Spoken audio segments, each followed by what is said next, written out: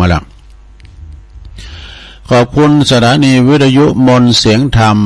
อำเภอแม่แจ่มจังหวัดเชียงใหม่วัดบุพาราม FM 106.25 เมกะเฮิรตซ์โดยเมตตาบารมีธรรมหลวงพ่อท่านพระครูมงคลวิสิทธิ์หลวงปู่ใหญ่เน้อเจ้าคณะอำเภอแม่แจ่มนะแล้วก็ขอบคุณท่านพระปลัดอุทัยทั้งสองอุทัยโดยเน้อพี่น้องแม่แจ่มก็ฟังกันหลายขอบคุณสถานีวิทยุเน็กเนลเรดิโอ FM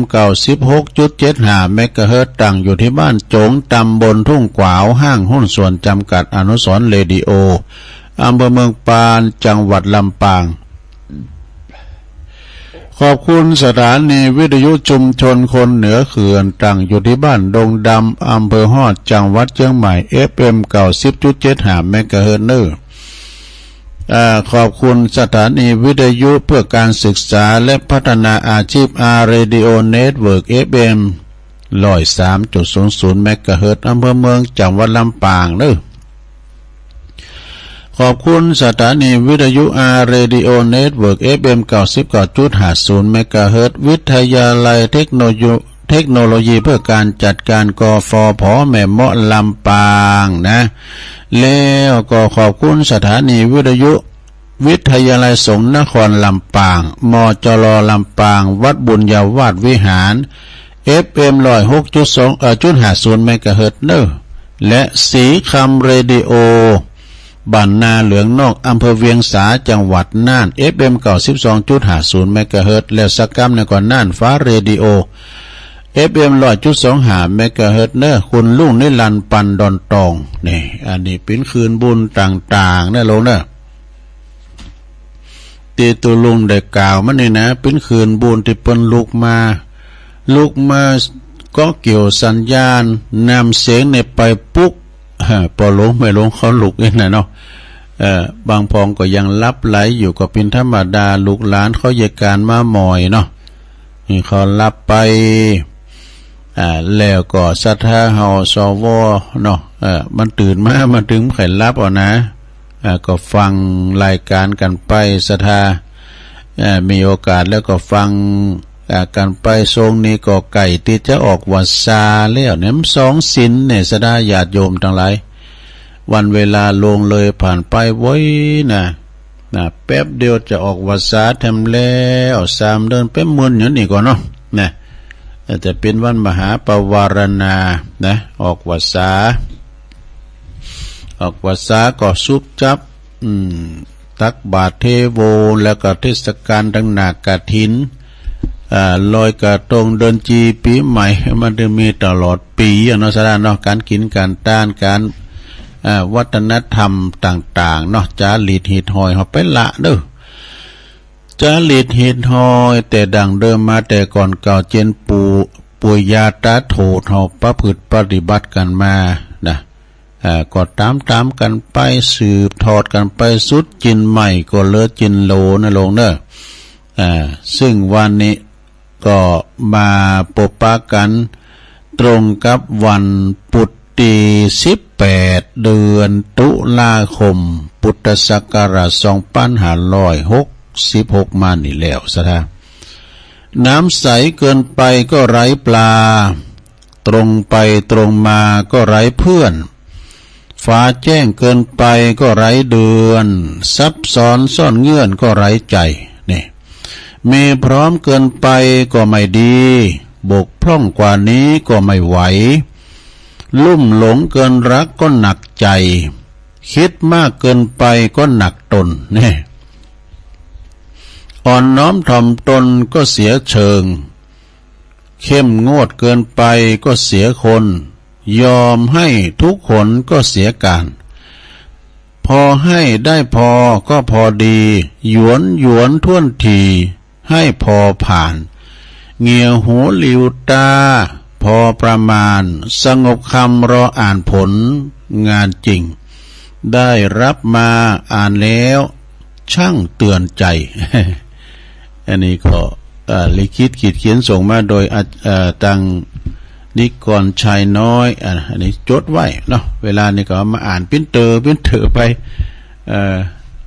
เป็นคติธรรมคนคำกลอนเนาะคำกลอนคติธรรมคำกลอนที่กินอกกินใจนะโยมนะแล้วต่อจากนั้นยังพอเดอสระญาโยมก็มีทั้งอยู่ของไผอาจารย์นิพนธ์นะของอาจารย์นิพนธ์ปอบไม้ถวายปอบพยาเนอะปอบพยานี่เปิ้นก็เขียนมาหลายอย่างนะเคยอ่านแล้วก็มีชีวิตง่ายๆเบาๆเนี่ยสระญาติโยมทั้งหลายดื่มน้ำเป็นลักนะเพราะว่าดื่มน้ำเปล่าเนี่ยน้ำเปล่าเนี่ยนะดื่มน้ำเปล่าลูกมาเมื่อเจ้ากินน้ำอุ่นน้ำห้อนน้ำเปล่าเนี่ยนะมันขับถ่ายนะของเสียออกไปเป็นที่หนึ่งน้ำดื่มน้ำเปล่าสองกินข้าวราดแกงเนี่ยเทวดาก็ยังเดินดินชีวิตของเราก็ยังกินข้าวแกง การกินนี่ศรัทธาญาติโยมทั้งหลาย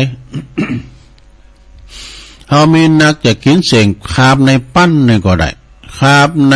500ก็ได้คาบใน100ก็ได้แล้วแต่เนาะกันแล้วแต่เขาจะเข้าตังล้านก้าไอ้นะมีเงิน100เดียวเนี่ยบางคนจดกาแฟแก้วเดียวเสียงลึงบางคนได้กิน3ขาบบางคนสตั้ง100เนี่ยกินตึงลูกตึงเม มันบ่เหมือนกันเนาะสตั้ง100นะใจแบบหลายอย่างนะ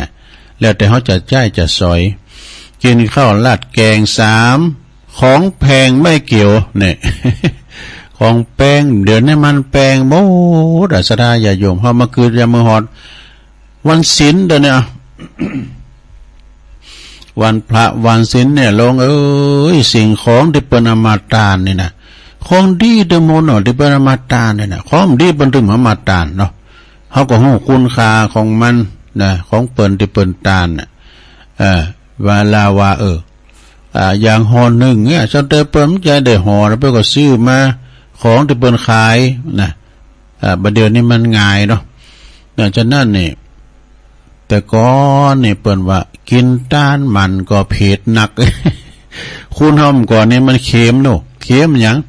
เค็มของกินเวลาเปิ้นกินเปิ้นตานสลากหางไม้เนี่ยตูหลงเปิ้นกำไม่แสกันเนาะนะการไม่แสบุบไผฟาดละอ่อนก็คุณใหญ่เพราะว่ามันตะกลู่กันเข้ามา เพื่อยังปล่อยธนาคารโลกแล้วมันแต่มาซอลึกตัวลุงก็ไปรู้บนมันก็ได้ก็เป็นละอ่อนนะไปเอาหยังเอาอ้อยมาหือกวางก่อนนะก็ย้ำมาสมาดย้ำมากวาดถึงขย่องปิ้นมาตัวลุงไปยำถูกวันถ้าปิ้นหอนหนึ่งก็อย่าลืมไปละเนี่ยยาจกซะนะเปิ้นกวาดไปนะเปิ้นก็เอาไปกินอยู่นะเปิ้นหันคุณค่าของดีๆทางนั้นที่เปิ้นของบูดของเนาเวลาเปิ้นอุ่นยาได้ก็เปิ้นก็เอาไปกินกันนะอันนี้ก็ของกินเปิ้นว่าของแพงไม่เกี่ยวเนี่ย4เลิกเที่ยวกลางคืนกลางคืนนี่มันอย่างว่าเนาะซะนะเนาะซัมเตก็ไปดีก็มีไปให้ก็ดีซัมเตก็ไปเมเลืองเมลาวกันก็มีศรัทธาไปครับบ้ากาเนาะไปกินไปไปหลินไปโหกันเนาะเลิกเที่ยวกลางคืนยามลาตรีหนุ่มท่องลาตรีเนาะบัดเดี๋ยวนี้ขโมยขโจรมันหนักนะสันตะเปปะสามัญนะโทมันได้ข้อที่หาความสดชื่นที่บ้านอีกมีความสดชื่นที่บ้านอยู่กับลูกกับครอบครัวกับลูกกับเมเนี่ยปลูกผักปลูกไม้ใส่น้ำนะอันนั้นนี่พองนะมีการทำกิจกรรมต่างบ้านต่างจองด้วยกันเนาะชื่นเพราะว่าสดชื่นที่บ้านแหมกินแหมว่าทำหุงหาอาหารสำหรับกับข้าวกินปดมาอุ่นนั่นน่ะกินเนี่ยมันลำแล้วว่าปดตกฟ้าก็ลากมากินเนี่ยฮ้อนอุ่นนี่น่ะซะได้เนาะมีความสดชื่นในบ้าน6รักงานเท่าชีวิตนี่งานคือเงินคืองานบันดาลสุขเนอะเท่าไม่งานก็ไม่เงินนะถ้างานเนี่ยเราคอยงานคอยนานงานน้อยคอยบ่อยงานหมดมีเงินหน้าสดเงินหมดหน้าเศร้าไม่ว่าตัวเจ้าหรือโยม กันมันมีเงินในปากมองต้องแห่ง ข้อที่เจ็ดสุดท้ายพูดทำพูดคิดแต่ทางที่ดีนี่พูดดีทำดีคิดดีเป็นมงคลอย่างยิ่งนี่อันนี้ไปทำอย่างเนาะอันนี้แหละคือชีวิตเบาๆชีวิตเบาๆนะกินอย่างเบาๆเอาอันนี้ดำก้ามหนึ่งเคยว่าละหลวงเอามาทบทวนดำก้ามหนึ่งกันสัตตรัตนะเนี่ยสัตตรัตนะสัตตานี่แปลว่าเจ็ดนะสัตตหะหรือว่าสัตตมวานแปลว่าเจ็ดสัตตรัตนะหรือว่าม้าแก้วหรือว่าแก้วเจ็ดประการเครื่องหมายของพระเจ้าจักรพรรดิเจ็ดประการนี่เครื่องทรงของพระเจ้าจักรพรรดิมีเจ็ดประการมีอย่างประล่ำข้อที่หนึ่งจักแก้วนี่หมายถึงว่ามีกำลังพักพร้อมมีกำลังพักพร้อมด้วยกงและก็ตุ่มบริบูรณ์ทุกอย่างนะและดุมบริบูรณ์ทุกอย่างนี่นะอันนี้หมายความว่ามีกำลังพักพร้อมเด้อสองช้างแก้วเจ้านี่จักแก้วนี่จ้างแก้วก็จ้างแก้วก็คือเป็นจ้างเจิกเป็นจ้างจ้างเผิกตีจืออุโบสถเหาะได้เนี่ยจ้างนะก็วันน่ะยังหกจ้างเนี่ยนะเพื่อคือว่าจ้างแก้วนี่มันเหาะได้นะเวลาหกช้างเวลาหกช้างเวลาหกเนี่ยนะเป็นจ้างที่เป็นเหาะได้อันนี้ก็มีน้ำสามจ้างแก้วแล้วก็ม้าแก้วแถมแม่ม้าแก้วนี่ก็เป็นม้าขาวปอดเนอะจือว่าละม้าไปกับร้อมจะจ้างแก้วแล้วว่าลาหกม้าไปกับว่าลาหกเหาะได้นี่เหาะได้นะม้าว่าลาหกสีมณีแก้วก็คือปิ้นแก้วเจริญใน8เหลี่ยมนะส่องแสงไปได้ไกลนะแก้วหรือว่าแก้วที่เป็นเจริญในไว้8เหลี่ยมนี่5นางแก้วนี่นางแก้วตัวมีประว่าตัวมีไออุ่นในฤดูหนาวแล้วก็ตัวมีเนื้อเย็นในฤดูแล้งแล้วก็กินปากหอมดังดอกอุบลนี่อันนี้นางแก้ว6ขุนครังแก้วอันนี้เป็นขุนครังเนี่ยขุนครังแก้วนี่หมายถึงอย่างขุนครังแก้วนี่ก็หมายถึงว่าเป็นเจ้าหน้าที่ท้องพระคลังเนี่ยทำให้พระราชาทำให้พระราชทรัพย์บริบูรณ์นี่อันนี้เฝ้าขุนครังเนี่ยรัฐมนตรีการคลังเอาขอเจ็ดสุดท้ายลงนะปรินายกแก้วปรินายกแก้วก็หมายถึงเป็นบัณฑิตนะเป็นบัณฑิตถวายคำแนะนำแก่พระราชาด้วยปัญญาอันเลิศล้ำนี่อันนี้รัตนะเนอสัตตรัตนะหรือว่าแก้ว7ประการของพระราชาก็จบไปศรัทธาญาติโยมทั้งหลายเอามาเล่าสู่จู้กันฟังเนาะศรัทธาเนาะเอามาเล่าสู่จู้กันฟัง ก็รอทำสักกรรมเนี่ยตอน1:02เนี่ยอาจจะเอาอันธรรมเตจาเนาะตอนนี้ตัวลุงจะอันนี้มาวาทำกรรมหนึ่งเกินเคยฟังกันแล้วบอกอันนี้เป็นขอคิดนะเป็นกรรมที่มันมาว่าวันบัดดีนะสุมาเดี๋ยวเป็นขี่ต่างๆเนี่ยซะนะมีเป็น30ข้อวนขี่ลินขี่จุขี่เหล้าขี่ยา มันมีนี่หมดก็เดี๋ยวลองฟังมันแก่งอมนะลมจะวางไผนะว่าตามในขอคิดในธรรมนะลองฟังพอศรัทธานะ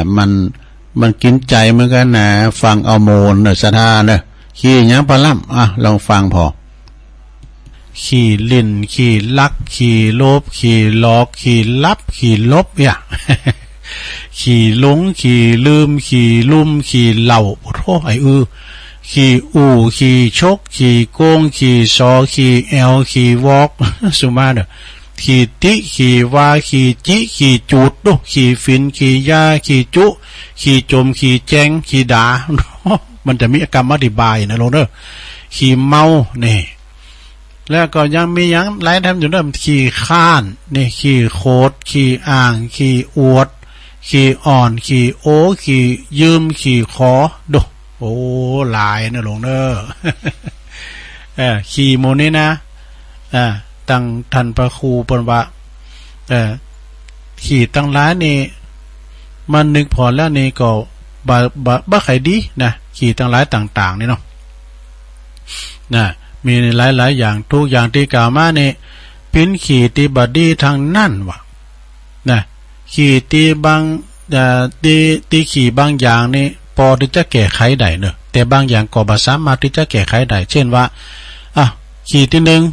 ขี้เล่นแน่ขี้เล่นนี่นะมี2ลักษณะเนอะคือขี้เล่นการพนันหนึ่งแล้วก็เล่นตลกขนองอู่เล่นทำเล่นเป็นต้นเนาะนี่การขี่การพนันนี่นักเกเหมือนกันนะลงขี่การพนันนี่เปิ้นว่าก็พอที่จะมีทางแก้ไขได้อยู่ในเมื่อลิ้นแล้วเฮาได้คำหนึ่งถึงโตดแล้วก็ประสบกับความหายนะนะของตนเองก็จะสามารถที่จะลดละเลิกไปได้นะกับนี่ฮะถึงลิ้นดำช้ำแล้วบ่เฮ้ยนะเหตุการณ์ในโหดดำโหดแดงนี่เอามาหม่อมแจเข้าไปในเรื่องที่บ่อนนะหมดอ่ะนะลิ้มลิ้นซ้ำๆแล้วถึงวันที่ 1ก็เอาอยู่ อันนี้เป็นการลิ้นการผันนันในสถานเนาะการผันนันนี่บัดนี้สักอย่างตัวลุงทองเปิ้นว่าดอกก็ต้องให้ลิ้นได้นี่มีอย่างเดียวน่ะยื้อโกง วงการผันนันเนี่ยมันจะมีการโกงกันในหลงเด้อนะเอามาให้มันดีนะเอามากำหังกำมีเขานั่นน่ะเนาะเอาข้อที่2นะลิ้นตลกขนองนี่ก็เป็นนิสัยของคุณบางคนที่ซึ่งเมียนปกติลาเริงนะคือเป็นคุณบ่เขตบ่ถือเป็นจริงเป็นจังในเรื่องนั้นๆอุปนิสัยก็สอบตลกขนองไปนะมีความบ่มีความตุกอยู่ในใจก็บ่ค่อยจะมีตดหยังหนักนั่นแล้วก็หากว่าผู้อื่นเข้าใจเปิ้นนี่นะเนาะมันขี้ลิ้นขี้ตลก เอาข้อที่2ขี้ลักขโมยในเน็ตเนอสถานขี้ลักขโมยนี่มันขายดีนะเน็ตเดียวตั้งดีบ่น่ะขี้ลักขี้ขโมยมัน1ในศีลหาเนาะขี้ลักนี่หยังน่ะมุสากะเข้าใจกะขอใดเด็กหญิงวนตอบสิขี้ลักเนี่ยอยู่ในข้อใด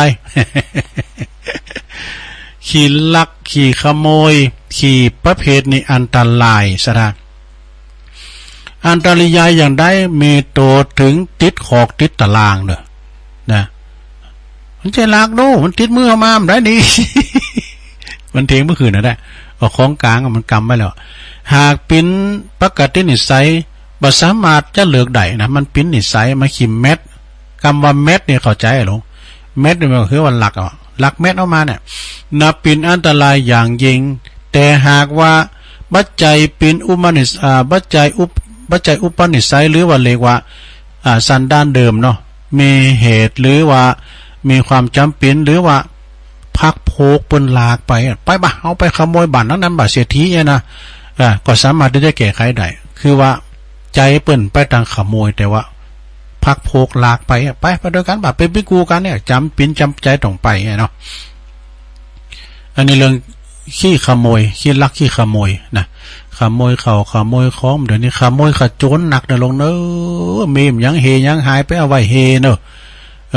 เพราะว่าบ้านกันเมืองยางนะเขาของเงินคำให้เข็มก่อนละมัดระวังยิงว่าเปิ้นมาขายโคกาขายโคแปะนี่นะไปมาเจอไปเอานะลงเนอะวันยุคในสมัยนี้นะอันนั้นไม่หลวงอันเนี่ยอันหลานเอาสบู่มาขายหอมล่ะลองดมบ่ละดมสูตรก็เดินได้ยุบยับด้วยนะสลบไปเลยนะมันมียาสลบลูกตอนนั้นมันก็ยกเอากะต่อไปข้อที่3ขี้โลภเนอะอันนี้ก็นักแก่เหมือนกันเนอะขี้โลภนี่นะขี้โลภนี่เป็นขี้ประจำสันดานเป็นนิสัยหรือว่านิสัยเนอะของผู้ที่เหนียวแน่นหนาด้วยกิเลสนะเนี่ยคือมีตัณหาความอยากเป็นปกติถึงจะเป็นคุณลำรวยเงินทองก็ตาม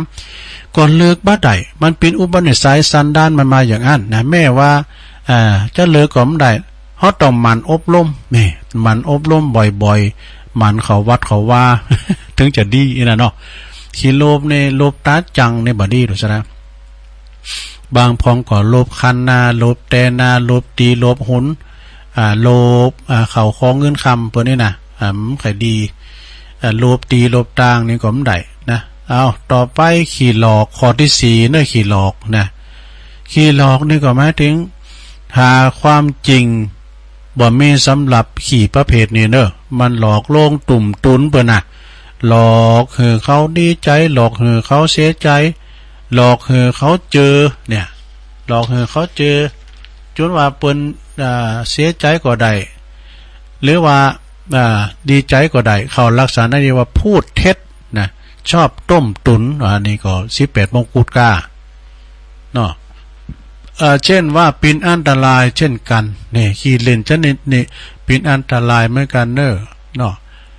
ต่อไปขี้ลับนี่มันในขี้ลับแล้วแต่ขี้ลับในห้องไกอ่ะ ข้อที่5นี่ขี้ลับเนอะซะนะขี้ลับในภาษาธรรมะเปิ้นเรียกว่าถูกนิวรณ์คือถินนมิตะครอบงำเนอะมีนิสัยมีนิสัยอันเป็นนิสัยของแต่ละคนนะซึ่งบางคนนั้นก็บ่อาจจะมาบ่มีอาจจะบ่มีนะที่ขี้ลับนี่นะบางคนก็มันงงเงาเฮานอนมีสาเหตุหลายประการเหมือนกันเนอะอันที่งงเงาเฮานอนนี่นะว่าเปิ้นว่าตัว บางคนกินแล้วเนี่ยกินข้าวต้องอิ่มแล้วไอ้น่ะเอาท้องอืดนะก็ทำให้เงาลับอีกก็มีว่ะเนี่ยเงาลับดังตีเปิ้นกล่าวไว้ว่าหนังท้องตึงหนังตาก็หย่อนเนี่ยก็ม้อยหลับไป บางคนนั่นก็ไปทำการทำงานดึกๆดื่นๆเนี่ยก็หันใจเปิ้นว่าเปิ้นกะเมื่อคืนเนี่ยบางก็งงเงาเฮานอนกันก็ทำให้เกิดความงงเงาเฮานอนเป็นกิเลสอีกประเภทหนึ่งเด้อเปิ้นว่านะอันนี้ขี้ลับ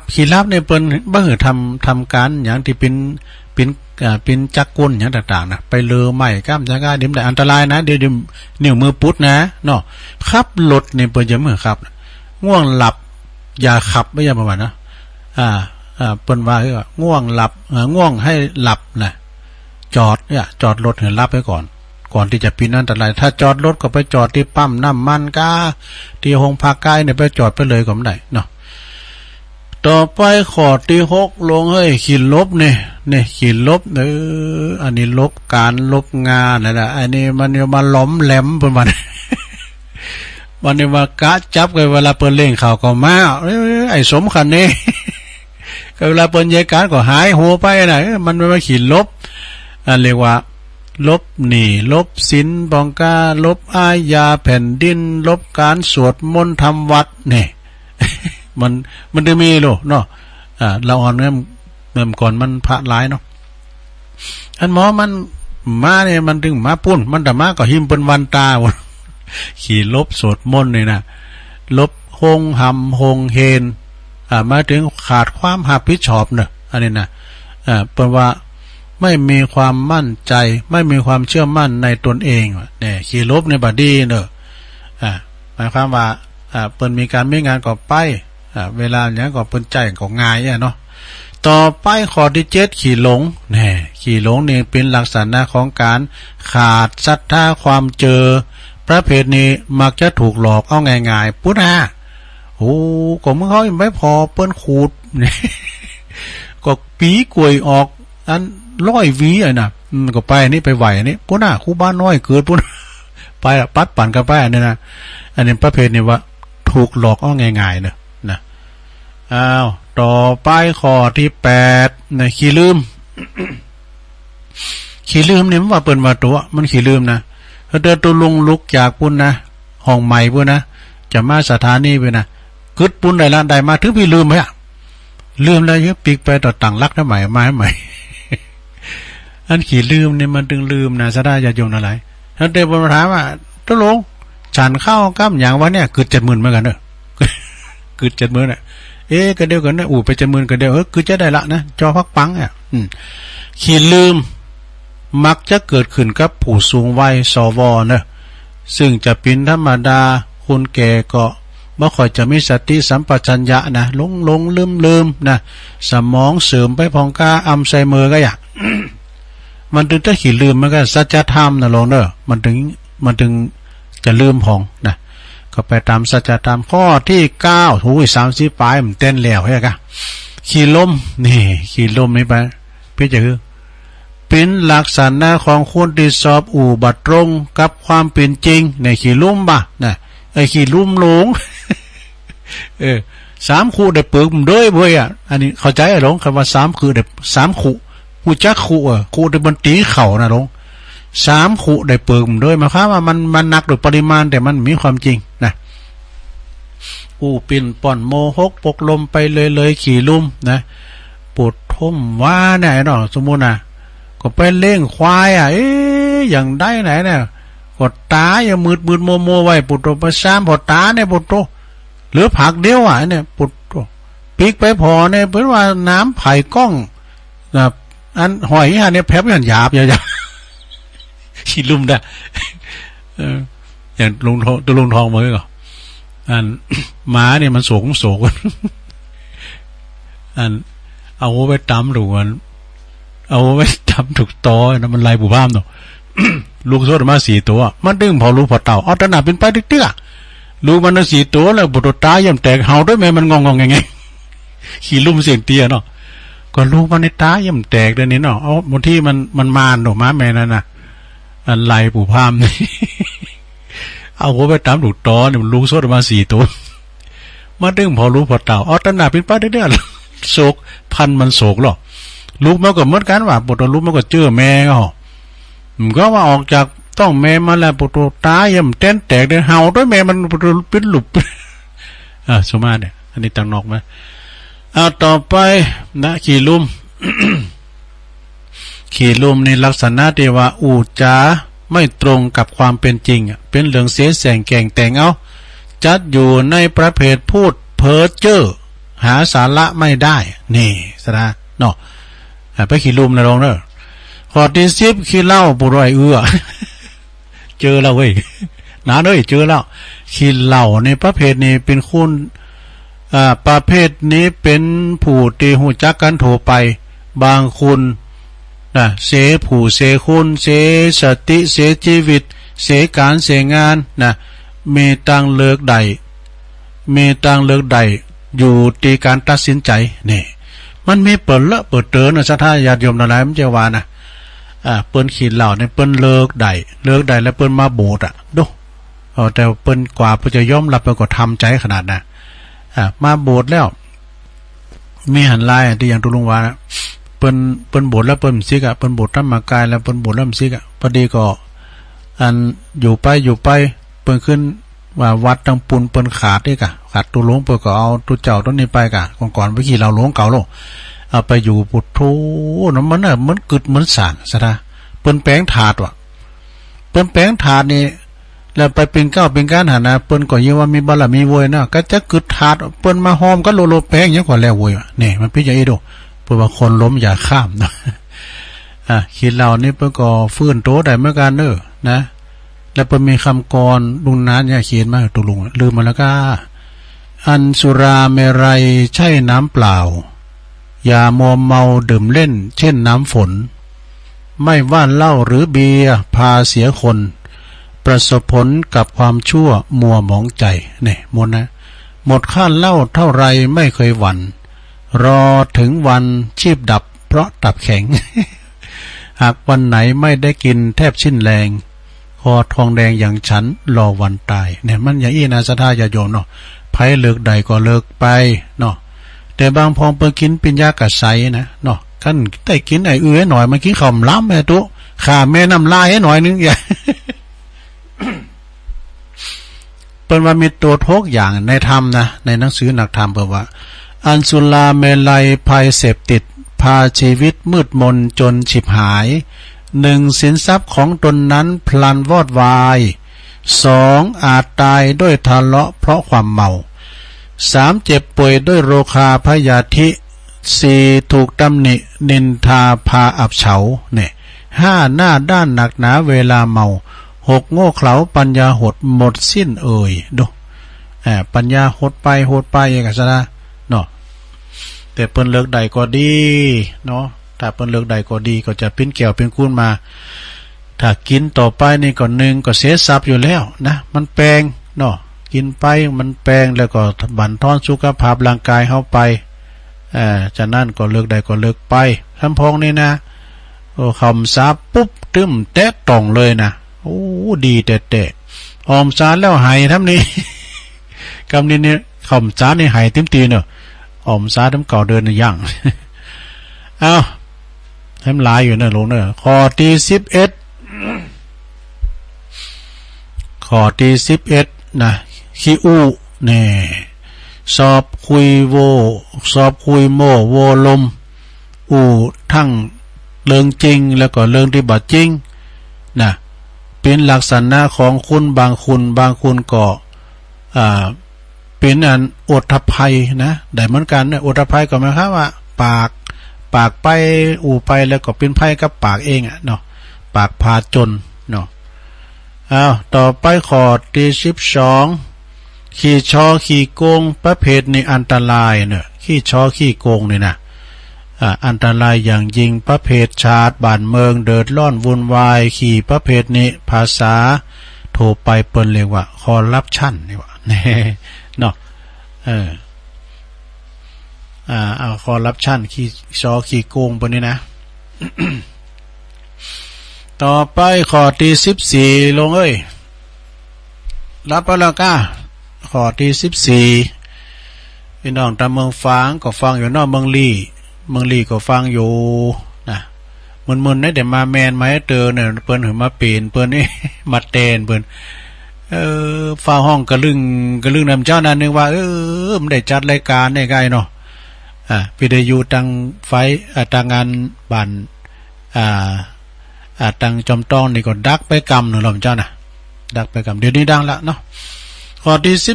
14ขี่ซอเนอะ ขี่ซอนี่ก็หมายถึงประจบสอพลอนี่คนขี้ประจบสอพลอยุให้รำตำให้รั่วนี่เป็นก็เป็นอันตรายเช่นกันสร้างความแตกแยกสามัคคีนี่ก็คือขี่ประเภทนี่แหละนะอันนี้สร้างความแตกแยกได้ขี่ซอเนี่ยนะไปซอเหือนคุณนั้นไปอู่ซอคือคุณนั้นเนี่ยคือไปเป่าไปบอกเหือเปิ้นนี่กะ ไปอู่ซอเป็นแบบเป็นความจริงอันเนี่ยไปสอนแล้วก็คนที่เปิ้นฟังแล้วก็นึกว่าเป็นความจริงเนี่ยก็เกิดอันตรายสร้างความแตกแยกเนอะสนิทนี่นะบ่ค่อยดีสักเท่าใดเนาะข้อที่15โดลงให้กันแล้วได้กึ่งนะข้อที่15เนี่ยก็ขี้แอวชีพจรลงเท้าเป็นนิสัยของคนที่สอบอยู่กับตีบ่ได้นะเดี๋ยวก็ไปโน่นเดี๋ยวก็ไปนี่ภาษาศาสตร์ภาษาโหราศาสตร์เรียกว่าเขาตกฤกษ์เทวดาจร ก็มันแอวใดก็ดีแอวใดแอวดีก็แอวไปศรัทธาญาติโยมทั้งหลายแต่ยิ่งมาเดี๋ยวนี้ไปแอวที่คุณนั้นแน่นเนอะนะเอาไปไหนก็ไปกัดไปลีก็ซื้อเข่าซื้อของแล้วก็เฝ้าปิกเนอะแม่บ้านเนอะพ่อบ้านเฝ้าไปเฝ้าปิกโมปนปิดกาดไปจนหลายกาเนาะแต่ว่าดีลำเดี๋ยวนี้ก็ฟื้นโตขึ้นมาละตั้งเฮาและตั้งเปิ้นในเปิ้นโทเปิ้นเปิดกันหมดละกาดกล้ามอย่างไรนะขี้แอววานผ่านบรรต่อไปขอที่16ในขี่วอกเนาะสมัยนั้นลูกเนาะ คุณขี่วอกเนี่ยปุดไปเจอมันนะบดวอกนี่จอดแอวแล้วนั่นนี่ มันขี่วอกนี่คือว่าเป็นลักษณะที่ว่าหน้าไหวหลังหลอกเนี่ยหน้าไหวหลังหลอกขี่อูปลอกปลิ้นเนี่ยหาตีจำหาตีสะตีซ้ำบ่ได้ตีกอตีกรรมบ่ได้เหมือนลิงอย่างใดก็อย่างนั้นวะดูเนี่ยขี่วอกนี่นะเอาก่อนไม่ดีก็จะไปคบให้ ต่อไปข้อที่17ขีติขีวาอันนี้นี่ช่างติเปิ้นมีดอกเนาะเปิ้นแป้งพระเจ้าจัดหม้อนี่ไปติเปิ้นนี่เนาะอันนี้เปิ้นปั่นพระเจ้าจัดงามแล้วผมมีติเตี้ยมาแล้วเอาลองเอาไปเจอไหนหมอไอ้ช่างติมารอน่ะช่างติมาก็มาพอเนาะพอเล็บไปเล็บมา พุทธลักษณะก็งามดีดอกประมาณนะพุทธศีลงามงามงามเองอะแต่ไอ้ในปุถุกวัตแต่นี่เขาหูต่างแล้วนี่แต้มยังมันปากบ่ได้ ก้านมาอยู่อะขีติเนี่ยนะก้านมาอยู่ขีติขีวาในเป็นลักษณะนะสอบตำนิติเตนสอบตำนิติเตนเราหนาจ้าขวัญเปิ้นคุณนั้นอย่างอั้นคุณนี้อย่างเจ้าบ้านคุณนั้นอย่างอั้นเราเข้ามีให้เราโผเราเมตัวเก่า มีนะเนาะเราไปเนี่ยอันนี้คุณนี่ขีสอบตำนิขีติขีตวายขีวายังหันยังก็ติมดหันยังก็สอบวิพากษ์วิจารณ์ภาษาธรรมะเปเรียกว่านินทาเนี่ยนินทาแต่ว่าทุกคนนะก็จะต้องประสบพบเจอเหมือนกันหมดกรรมว่านินทานะดังกรรมที่บาลีที่เปิ้นกล่าวรับรองไว้ว่านัตถิโลเกอนินทิโตคุณติมถูกนินทานี่มีในโลกเนาะแม้แต่พระพุทธเจ้าก็ยังถูกนินทานะเหมือนกันโมสดาญาโยมมาถึงที่ศีลนินทามาถึงเมเนาะเปิ้นเรียกว่าโลกธรรม8นะที่ศีลนินทาเนี่ยนะ มีลาภก่อเสริมลาภมียศก่อเสริมยศนะมีสรรเสริญก็มีนินทามีสุขก็มีทุกข์นี่มันมาด้วยกันเนาะเป็นธรรมกูกับโลกสรรเสริญนำไปบางคนก็มันจะมาสรรเสริญเฮายกยอต่อฝ่ายเฮาเนาะเป็นสรรเสริญโอ้ดีอย่างอันดีอย่างนี้เฮาก็ดีใจเนี่ยเป็นอย่างนี้ดอกก็เรียกว่ามันมาติเฮาใจเฮาก็ตกลงไปเนี่ยมันเป็นอย่างนี้ดอกคำสรรเสริญนินทานี่ก็มีเหมือนกันนะมีผลเหมือนกันเนอะแต่บางคนในหูนักไฟมันต้องไปฟังนี่นะต้องไปฟังคำติเตียนนินทาอย่างตุลุงเราเรื่องกบตาบอดหูโหนกปิ้นใบมันต่างหากนะเปิ้นแข่งขันกบตัวใดมันจะขึ้นไปใดหันขึ้นถึงปลายยอดปุ่นนี่นะหมุนนั้นขึ้นก็ตกหมุนนั้นขึ้นก็ตกเปิ้นเซนะก็เซมขึ้นกบตัวหนึ่งขึ้นไปถึงปลายเปิ้นเซกันมันก็ไม่ได้ยินเพียงว่ามันเป็นกบใบหูก็ไม่ได้ยินปิ้นใบมันต่างหากอันนี้มันครับว่ามันเจอหมันในตัวเก่ามันต้องเจอคูณเซละมันจะเซไปจะหื้มหัวไอ้น่ะเจอหมันในตัวเก่าของมันเนี่ยเมื่อกับเนี่ยคุณติสินนินตาเนี่ยนะคุณเปิ้นติเฮาในสนเตเปิ้นก็ติตั้งดีเปิ้นก็ติตั้งถูกตักเดินนี่นะเนาะแต่ว่าคุณติใดใกล้คือเซก็มีนะสดาเนาะผ่านไปต่อไปข้อที่18ขีจิขีจูด อยู่ไหนมันเป็นสุบะขีจิขีจูดคือเพิ่นสะดุ้งนี่นะนี่เป็นลักษณะของคนที่อยู่บ่เป็นสุขจำแปลว่าจำนี่จิหันนี่นะจิจูดด้วยกะชอบยุแยงแต่แข่งรัวอันนี้ก็เหมือนก่อไฟเมื่อก่อเจอเพลิงเจอไฟนี่ก็มันดีเหมือนกันเนอะมันก็ดีเหมือนกันเนอะจิจูดปนนี้นะ ยุให้ลำตำให้รั่วนะต่อไปข้อที่19ลงเวลาเหลือหลายอยู่เนี่ยพุทโธเวลาเหลือจัดหลายแล้วลงการจบนี่เดี๋ยวอย่ามาวาดนะไม่ได้ตั้งตูนะ ข้อที่19ขี่ฟินขี่ยาเอาแล้วปุถุประเภทนี้เป็นอันตรายมากสังคมประเภทชาติเดินล่อนก็คุณประเภทนี้นะขี่ฟินขี่ยาเนาะต่อไปข้อที่20ขี่จุ ขี่จุมาน้อยขึ้นด้อยนะเนาะจุเปิ้นให้เสใบเสของขี่จุในมุสาเนาะขี่จุหนึ่งในข้อ5เนาะข้อมุสาขี่จุเปิ้นตกเบเสของเนี่ยนะหมายถึงมีนิสัยบ่ตรงกับความเป็นจริงโกหกปดเฮ็ดเช่นหันก็ว่าบ่หันฮู้ก็บอกว่าบ่ฮู้เนี่ยอย่างนี้เป็นต้นเนาะขี้จุเปิ้นอันนี้เป็นข้อที่20ต่อไปก็เป็นข้อที่21นะสถาไก่ความจริงจะจบแล้วนะ ไก่ความจริงจะจบแล้วข้อที่21ขี้จุ่มขี้แจ้งขี้ดาปุดโตอันนี้มันถึงมีเหมือนกันหมดนะเด้อว่าเปิ้นว่าตัวลุงเอาเขาจุ่มหัวโตเก่าแจงหัวโตเก่าแจงน้ำแจงจุ่มหัวโตเก่าก็มันยังมาขี้ลืมจี้ แล้วเดินในแว่นตาก้างอยู่หน้าผากนี่มันซอหาในปุถุนาพอใบปิดว่าก้างอยู่หน้าผากเนี่ยมันจึงมีดอกเนาะขี่จมขี่แจ้งขี่ดาอันนี้คุณประเภทนี้มักจะเกิดขึ้นกับคนที่สูงวัยสวทำแล้วประจำจิตเพราะจิตใจไม่ปล่อยวางให้พองในลงเด้อปล่อยวางให้พองก็อุ้ยปิ้นตุกคุณเฒ่าเฮานะปอหลงแม่หลงปอหมอนแม่หมอนเนี่ยปันปิ้นโหงลูกหลานน่ะสำเตอก็ปอแม่ก็ตามเด้อลูกหลานเนี่ยไปเอวที่ไหนมาเยี่ยมหูจักปิกจักปอกไปการไปงานปอดึกปอเดินลูกเต่าห้องเปิ้นก็มากันหมดลูกเฮาเยี่ยมมาตำเดียวปุตมรนะโหเกิดในใจแล้วดอกตึมปิ้นลับปิ้นนอนเวลาว่าอันลูกเปิ้นมาปุ๊บเนี่ยเจ๋งจะได้รับขอนอนได้ยินเสียงรถเครื่องลูกเข้ามาก็ดีใจเนี่ยแล้วเด็กก็ขี่จุ่มขี่แจ้งขี่ดาลูกเต่าอันจุ่มแจ้งลูกเต่าอีกก็ดีเหมือนกันเนี่ยมันจะเกิดขึ้นกับคนสูงวัยต่อไปข้อที่22ละลงเลยขี้เมา ขี้เมานี่เป็นอย่างไรหลงภาษาธรรมะเปิ้นเรียกว่าอวิชชาเนี่ยความหลงนะความหลงหมายถึงความบ่ฮู้ตามความเป็นจริงเนี่ยความอวิชชาเนี่ยนะความใบ้บอดความไม่รู้ความเป็นจริงปิ้นจะปิ้นคุณหูเบาเจอฟังคุณง่ายนี่ขี้เมาเนี่ยนะเปิ้นจุเปิ้นหลอกได้ง่ายนะ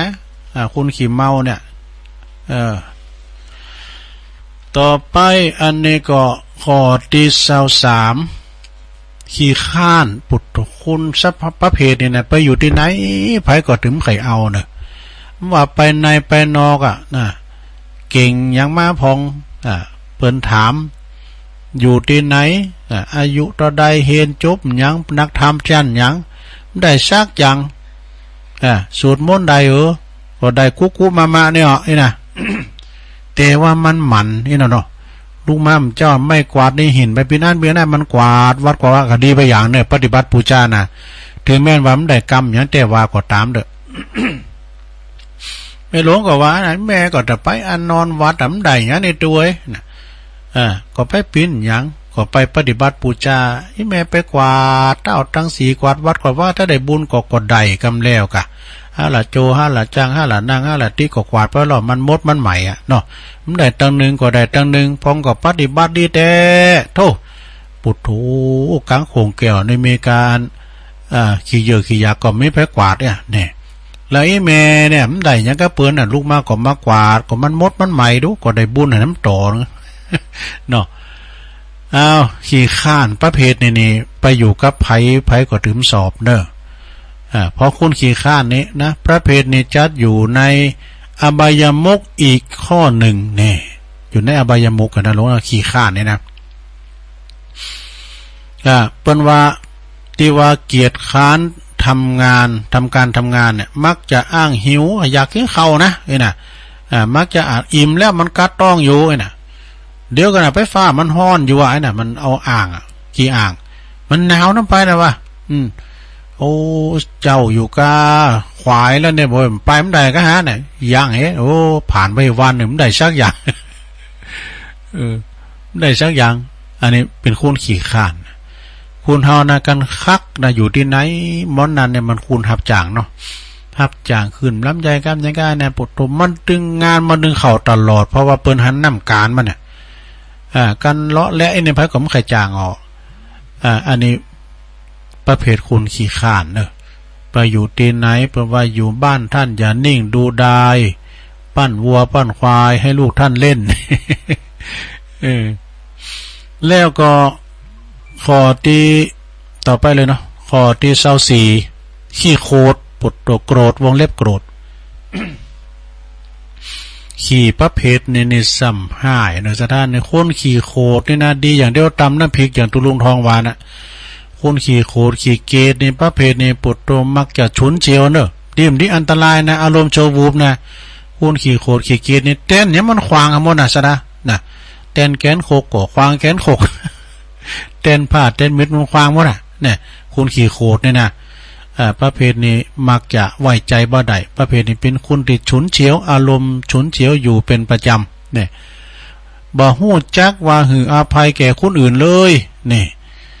ยังก็จะขวางหูขวางตาไปหมดถ้าเกิดบันดาลโทสะขึ้นมาทันทีก็จะด่าดะไปหมดมันถึงด่ามดด่าปอด่าแม่คุณมันขี้โขดนะมันพังปากวะหรอกแต่คุณเฒ่าคุณแก่แม่แต่ตุภามันก็ด่านะคุณขี้โขดนี่นะแล้วก็มักจะอารมณ์ฉุนเฉียวรุนแรงโดยไปไก่มันเด้อคุณขี่โคดเนี่ยนะคุณขี่โคดมักเสียของอย่าเป็นว่าเนาะ ต่อไปข้อที่25ลงข้อที่25คุณขี่อ่างนี่อ่างจะได้มันเป็นนิสัยของคุณอีกพวกหนึ่งเนี่ยมักจะอ่างโน่นอ่างนี่ อ่างโน่นอ่างนี่อ่างเจ็บต้องพองอ่างปวดพองอ่างห้อนพองอ่างหนาวพองอ่างลูกอ่างหลานนี่อ่างไปเสียทุกอย่างนี่แล้วก็แล้วแต่สาเหตุที่จะอ่างอันนี้คุณขี้อ่างนะอีหล่าเขาก็มาด้วยเนี่ยโอ้อีหล่าเขาก็ปล่อยแม่เขาก็ปากมองต้องแห้งเดินจีปีใหม่ก็มัดตานก็เข่า หำบะนี้ก่อนลูกเต่าเหล่าล้านเปิ้นมาตานก็เข่าเปิ้นลูกกรุงเทพกรุงนามาเปิ้นเอาสตุ้งสตามาหือปอหือแม่ไหนหล่าเขาอย่ามาเนี่ยนะขี้อ่างขี้อวดต่อไปขอที่26เลยลงเอ้ย ขี้อวดนะคือก็เป็นอีกประเภทหนึ่งมักจะโฆษณาอวดอ่างสรรพคุณต่างๆโอ้ยลูกหลานอวดลูกอวดหลานเนี่ยอวดตัวเองอวดว่าเขาได้ทำการทำงานปุถุเป็นไอเมนกันเนี่ยทำงานอยู่ออฟฟิศทำงานหัวเงินเดือนมัน10,000 ปลายกันเนี่ยล่าเขาเงินเดือนมันจะสูงไหนเนาะอวดเป็นน้องเจ้าบ้านอวดลูกอวดหลานอวดทำงานดีเฮนเก่งก็นะแต่มันดีแต่ก็ดีเหมือนกันนะมันจะว่าสิบคุณมีแล้วมาโอดเรื่องของมันไข่ปึงเนอะต่อไปขอที่27ขี้อ้อนนี่เป็นจะได้ขี้อ่อนนะเป็นลักษณะตีอยากให้คนอื่นเอาอกเอาใจนี่เจ็บนิดเจ็บหน่อยก็โตออดอ่อนทำเป็นใหญ่โตเล็กลองความสนใจไหนลงเลยฟังเนอะเจ็บผ่านหน่อยเจ็บนิดหน่อยเล็กลองความสนใจเขาอย่ามาผอยแม่เอาแม่ไปหงยุกหงยาเนาะออดอ่อน สั่งความเลืองหน่อยปิ้นเลืองใหญ่ต่อไปขอที่28เลยแถม3ขอตึก30ขอนะลงด้วยสุดท้ายนะขี้โอนี่หรอขี้โอนี่ก็มักจะประสบสอพลอเนี่ยขี้โอนะมักประจบสอพลอเอาใจลูกเอาใจหลานจุนเป่าเสผู้เสคุณก็มีนี่แต่กันเนาะศรัทธาญาติโยมทั้งหลายจะไปตัวใจลูกหลานลำปายก็กันเขาเห็นเก่งก็ดีกะกันเห็นเก่งก็เห็นจบหนังสือโลเครื่องกันเนอะก็มันเห็นเก่งได้ก็ดีนะแต่บางคนก็ประจบสอพ่อแล้วก็เอาโอใจตัวใจลูกตัวใจหลานเวลาเปิ้นใจเยกันอย่างบางคนเนี่ยซักผ้าซักโคย้ำจางนะเอาไว้ขนาดได้แม้จะเยหือปล่อยเขาเยพองกันเนาะเขาได้ประสบการณ์พอเนาะต่อไปขอลองสุดท้ายขี่ยืมเนอะนี่ขี่ยืมในขอที่29ขี่ยืมนี่มักจะของใจไม่ซ้อยต่างๆเนาะยืมยังบัชอบแสวงหาของคนเดียวเมื่อมีการมีงานก็ไปยืมของเขามาใจโอ้จะจากอย่าไปยืมเขาบุกมาบ่ะนี่จะฟันใหม่ไปยืมมุ้ยมาบ่ะทั้งตัวมีสักเตอจะเอาอันนั้นอันนี้ก็ยืมเปิ่นมาเป็นคุณปกติบักเกรงใจคุณอื่นเนอะบักเกรงอกเกรงใจคุณอื่นก็ทั้งเปิ้นมีทั้งตัวก็ต้องมีกะแล้วบางทีก็เป็นตินนักใจกับผู้ที่เหยยืมตัวยืมแล้วมันสูงขึ้นน่ะ ยืมแล้วมันสูงขึ้นน่ะนั่นปิญญาอันไปนะต่อไปเป็นข้อสุดท้ายข้อที่30นี่ของตุลุงวัดเนอร์นี่นะ ตุลุงวัดนี่เปิ้นอยู่ปุ้นวัดแม่แจ่มวัดบันแจ่มปุ่นนะพระครูพิทักษ์ธรรมากรเปิ้นแปลงหนังสือมาขอทานเนี่ยลงเด้ออันนี้นะข้อที่30ขี่ขอโอ้นักเกนะคุณขี่ขอนี่นะไปตันใดก็ขอก่อนนะตุลุงดูดบุหรี่เนาะก่อนสมัยก่อนนะสมัยน่ะผมว่านั่นเนี่ยมันดูดบุหรี่กับมันยิ่มปั้นมา มาขอบุหรี่ยืมต่อร้อยอ่ะปู่ย่าก็ไม่ได้ยิ้มปั้นเอามา ใจขืนเนาะปู่ย่าไม่เนี่ยมันเรื่องควายเอาปู่ย่ามาด้วยอ่ะปั้นอร่อยอ่ะ ข้อที่30ในขี่ขอเนี่ยเป็นคุณอีกประเภทหนึ่งนะลงเด้อหันอ่านยังก็สอบขอมักจะออกปากขอเปิ้นบ่หือก็ย่างแถมหน่อยนึงเนาะเปิ้นกะขอเฮาก็กะหือนะเป็นบางครั้งก็เป็นตีรำคาญของคนอื่นเหมือนกันเด้อแน่การขี่ขอก็ต้องพอพองนะเฮาเปิ้นมาขอเฮาพองเฮาเคยขอเปิ้นกันขอกันได้เป็นซี่กันนี่ก็ไปอย่างนะกันไปบันนั้นก็ขอไปบันนี้ก็ขออันนี้ก็นักแก่เนอะตีกล่าวมานี่เป็นขี่ที่บ่ค่อยดีเนอะแต่บางอย่างก็เมื่อหูจักทางแก้ไขก็เป็นการดียิ่งเนี่ยขี่ที่ดีมักจะเป็นดีเป็นอย่างเดียวนะขี่ที่ดีจะหันมีแต่ขี่ผึ่งอย่างเดียวนี่แต่ขี่ผึ่งนี่เปิ้นไหวเปิ้นสากันรู้เนาะซะนะขี่ผึ่งนี่นะเปิ้นไหวเปิ้นสากันขี่ผึ่งก็ขี่ป๋ากันนี่นะปะโรขี่ป๋านี่นะมันคุ้มอย่ามอ เอาจบลงไปศรัทธาญาติโยมทั้งหลายสัพพะวะขี่มีนี่หมดนะโดยมากก็บ่ค่อยดีขี่ปากาอันนี้เน็ตกาของคุมดอกขี่เตีนเปิ้นเตะตามแล้วบ่จะมาขอซื้อขี่เตีนคืนเปิดเอาไปหลอม ขี่เตีนขี่ผึ่งขี่ปูจาเด้อศรัทธาญาติโยมจบลงไปเนาะศรัทธาญาติโยมทั้งหลายคติธรรมนำชีวิตเล็กๆน้อยๆเอามาเล่าสู่จู้กันฟังนะ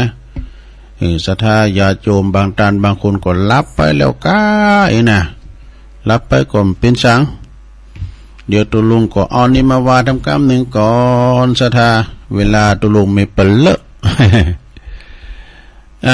นักขัดตาเลิกของคนพาลนี่พิจารณาลองฟังปิ้นนะนิทานมาในสาดกเหมือนกันนะเรื่องนี้มีมาว่าคราวหนึ่งนะมีนักขัดตาเลิกของคนพาลนะเปิ่นว่าคนพาลนี่คือคนโง่เขลาก่อนนะลุงอ่านย้ำจาน่ะอันคนเขลา คนเขลาก็คนโง่เขลาอันเป็นคนขี้เมานะคนขี้เมามีขึ้นในกรุงสาวัตถีเนี่ยพวกคนตีขี้เมานั่นก็ปากันตาโดยตาเนื้อตาโดยขี้เตาก็มีขี้โคหรือขี้โง่ก็มีนะเอาตาเนื้อตาโตแล้วก็ปากันเที่ยวฟ้อนลำทำเพลงนะสนเสเฮฮาเดือดนั้นในบ้านในจองเก่าถอยกรรมมันบ้านาฟังกรรมหยาบจ้าอยู่ตลอด7 วันโอ้คนพาลหมดเลยนะเมื่อว่าโดยได้บอกหูจักความละอายไผโพกเจ้าบ้านเจ้าเมืองนะก็ไม่อยากจะฟังถอยกรรมอันหยาบจ้าของโพกพาลนั้นก็จึงส่งสตังค์พ้องก็หือกึ่งบาทก็มีพ้องก็หือบาทนึงก็มีพ้องก็หือตำลึงเดียวก็มีวะนะเขาก็ปากันได้เงินแล้วก็มันอยู่ดิมตูเฮิร์นกันเหือมันก็แห่ขนาดนี้นะกันได้สตังค์บาทก็ดีสลึงก็ดีตำลึงก็ดีมันก็ไปบาทนึงครับไหมกันปากันไปคราวนั้นก็เพราะว่าคราวนั้นพวกอริยสาวกประมาณ5 โกฏบุตรตู้หนักเดินในกรุงสาวัตถีนะประมาณว่าได้5 โกฏในกรุงสาวัตถีก็ปากันออกไปเล่งพระอยู่ในวัดตลอด7 วันนะอันนี้แปลว่าอริยสาวกเป็นคนบันนี่กันเนาะเพิ่นก็มีพระมารอยู่5 โกฏด้วยกันนะกรุงสาวัตถีปากันไปออกไปเล่งพระคือทำภัตตาหารเพลแด่วัดต่างๆอยู่7 วันนี่เปิ้นบ่หือ พระเจ้าพระสงฆ์ไปบิณฑบาตบ่จะไปป้าใส่พกอันคุณพานเมื่อกำหนดนาคตะเลิกแล้วก็นิมนต์พระภิกษุสงฆ์มีอันมีองค์พระพุทธเจ้าเป็นประธานนะเขาก็ปากันเสวยในเมืองนะก็คือว่าไปสันเขาในเมืองนี่กันแล้วก็กราบทูลว่า7 วันเนี่ยนะที่ผ่านมาเนี่ยโภข้าพระองค์กราบทูลพระพุทธเจ้าดูโภข้าพระองค์เนี่ยไปโดยแสนลำบากเด้อเนี่ยไปโดยแสนลำบากเป็นประการหนึ่งว่าหูของพวกข้าพระองค์เนี่ยนะหูของข้าพระองค์เขาเนี่ยที่ฟ้อนถอยคำที่ฟ้องโดยถอยคำอันหยาบจ้าของโภคนพาลจึงจะถึงซึ่งอาการแตกไปเนี่ยเขาก็ไม่เคยฟังเนี่ยเนาะแล้วก็ไม่เคยเห็นพระคุณเจ้าไปบิณฑบาตก็เลยทำอาหารการกินอยู่เนี่ยตลอด7 วันเพราะเขาบัลละอายเด้อโภคนพาลนะมาเขาบัลละอายอย่างห้องลำทำเพลงสอนเสหากันเอาขี่โง่ขี่ควายตาเนื้อตาโถมาไหวก็พอไงน่ะเขาก็บัลละอายภัยเลยนะผู้ข้าพระองค์จึงบ่เหอพระองค์เสด็จไปในเมืองเนอะเห็นนะถึงโภข้าพระองค์ถึงโภข้าพระองค์กลับจากวัดมาถึงเฮิรนแล้วก็บ่ออกไปจากเฮิรนของข้าพระเจ้าไปไหนพระพุทธเจ้าจึงตรัสว่ากิริยาของโภคุณพาลนี่คือโภบนโง่เขายอมเป็นไปอย่างนั้นนี่ส่วนว่าพวกที่มีปัญญานี่หักษาความบัพประมาทไว้เหมือนกับสัตว์ตีปิ้นแก่นสารแล้วก็ได้สมบัติคืออมตะมหานิพพานดังนี้เนี่ยเรื่องนี้เปิ้นจริงหันว่านาคตะเลิกของพวกขี่เมานั้นได้แก่การลิ่นสนุกสนานฟ้อนลำทำเพลงนี่กะกล่าวกำหยาบจ้าต่างๆไปตามบ้านตามเมืองบ่เกี่ยวกับการทำบุญเลยบ่เกี่ยวกับการทำบุญทำทานแต่อย่างได้เลยแน่จบลงไปศรัทธาญาติโยมอันนี้ก็เป็นมาในชาดกนะคนพาลเนี่ยบนเรียกว่าถ้าเฮาคบคนพาลก็จ้าป้าไปหาพิษเดียกะแต่คบบัณฑิตก็จ้าป้าไปหาผลถ้าเฮาไปคบกับนักบัณฑิตนักปราชญ์นะก็จะฉลาดด้วยเปิ้นนี่นะแสดงมีคนถามว่าปอน10 ประการไม่เนี่ยปะล่ำตุลุงแต่จะวายก่อนเนาะพระอินทร์เปิ้นประทานปอนให้นางพุทธดีเนี่ยเปิ้นบทจะเสียงบุญจากเมืองสวรรค์ขอปอน10 ประการจากพระอินทร์ก็เลยประทานพรข้อที่1เนี่ยขอให้ได้มาเกิดในเมืองคุณหน่อยนะเพราะว่าเมืองคุณนั้นเป็นเมืองที่ว่ามีวัฒนธรรมดีมีคุณเกี่ยวเจ้าทั้ง3 ประการมีพระพุทธพระธรรมพระสงฆ์มีบิดามารดาที่จะคอยที่ว่าตอบแทนคุณของพ่อของแม่ได้นะอันนี้ข้อที่1ของนางพุทธดีนะข้อที่2ขอให้มีชื่อพุทธดีอย่างชื่อเก่าชื่อเดิมเนี่ยเป็นว่าพุทธดีเนี่ยแปลว่าสัมผัสหรือว่าถูกต้องคืออยู่ที่ไหนหือถูกหือลงก็เปิ้นนะตกเมืองตาหลิวตาตามอยู่บันไดก็เอาไฟบันนั้นนี่กันเนาะนะมีขนบธรรมเนียมอันดีงามเหมือนเปิ้นเหมือนตาลนี่พุทธดีนี่นะแปลว่าสัมผัสหรือถูกต้องข้อที่3ขอให้เป็นมเหสีของผู้ทรงธรรมนี่ผู้ทรงธรรมคือมีจิตใจสูงบัดต่ำบ่ยอบัดเตบัดถีบเด้อ อยู่กันอย่างกูตุกูอยากเนี่ยกูบุญกูบารมีข้อที่4ขอให้มีตางามนางพุทธดีขอให้มีตางามเหมือนกับตากวางตาฟานอันอยู่ในถืนในธรรมตากวางตาฟ้าเนี่ยมันงามนะพอรับเป็นวัดในวิหารนะตากวางตาฟ้างามนะบ้านเนี่ยก็บ้านปากเนี่ยก็ลำปางหน้ากวางหน้าฟ้านหน้ากวางหน้าฟ้านนะ ข้อที่ห้าเขาคือมีกิ้วงามนี่กิ้วเป็นกิ้วโกงเหมือนกับเดินเซี่ยวอีน่ะประมาณน่ะกิ้วโกงก้อมแวดอ้อมตาขำวงตาก็ดำเหมือนแก้วโป่งขำตุลุงทองเพิ่นว่าไว้ข้อที่หกคือมีผิวพรรณงามเด้อคือผิวพรรณวรรณะคืองามแต่ดำก็ดำแต่ได้ดำมหานินถ้าขาวก็ขาวเหมือนดอกบัวตุ่มไหมน่ะข้อที่เจ็ดนะลงเด้อเปิ้นถามมาก็ตอบไปนะนี่นะข้อที่เจ็ดขอให้มีลูกผู้ประเสริฐแน่ลูกนี่สำคัญนะลูกผู้เป็นผู้ประเสริฐว่าอยู่ก็อยู่ว่าไปก็ไปเป็นคุณวานนอนสอนง่ายบ่ลึกบ่หนาแน่เป็นคุณหูกรรมอยู่ถอยฟังกรรมพ่อแม่ลูกคือดวงแก้วตาดวงใจของพ่อของแม่น่ะขอให้ลูกผู้ประเสริฐแล้วก็ข้อที่แปดขอนางก็ขอเวลา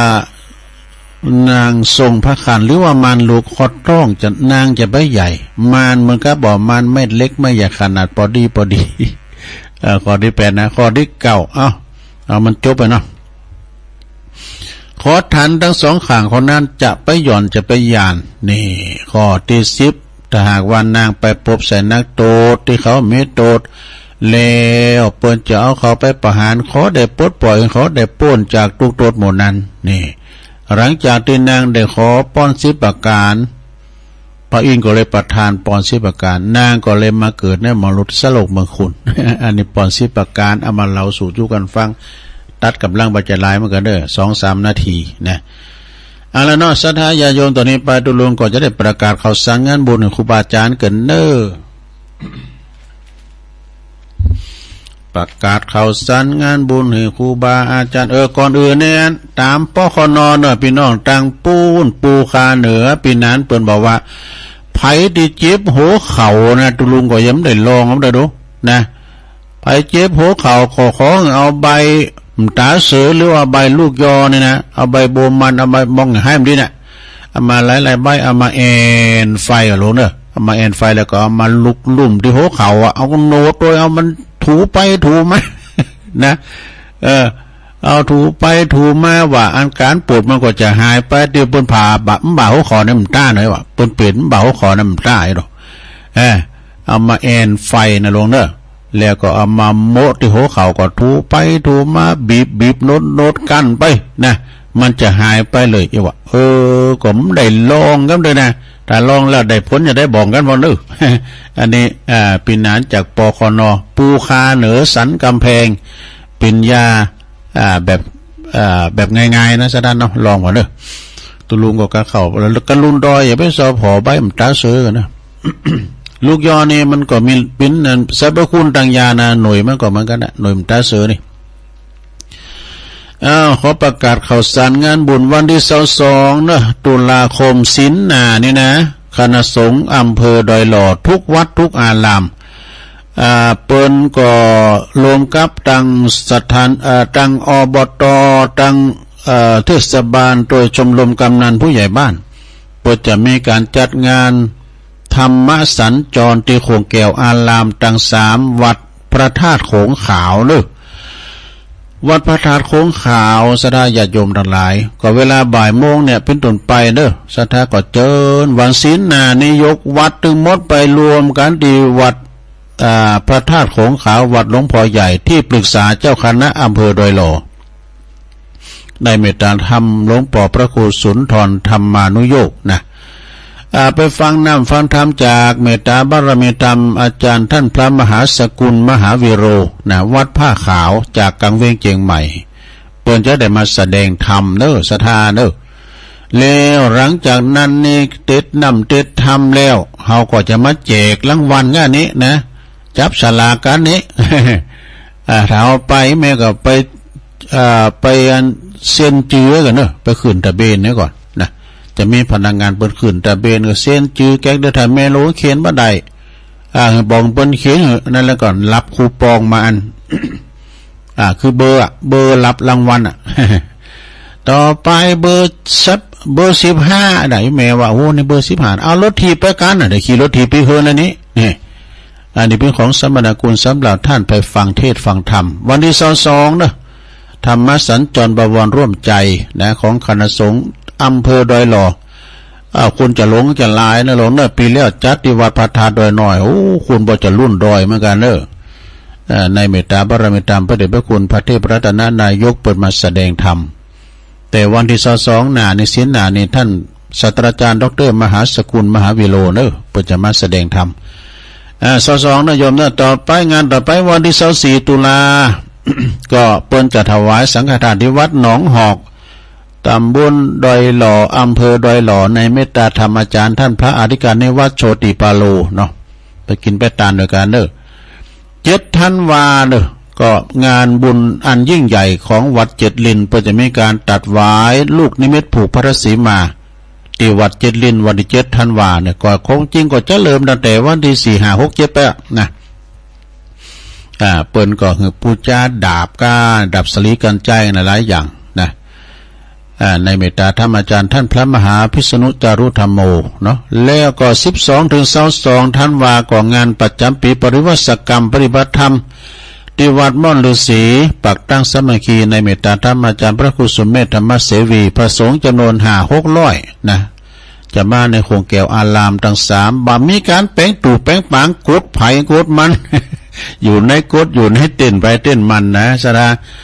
ตัวเจ้าเนี่ยโอ้ยสดาว่าปนตีละข้างเนี่ยเตี้ยวกันขึ้นมานะมาดินางปุกอาจารย์กรรมเนี่ยบอกเตี้ยวกันขึ้นมาเปิ้นปากเขาเอา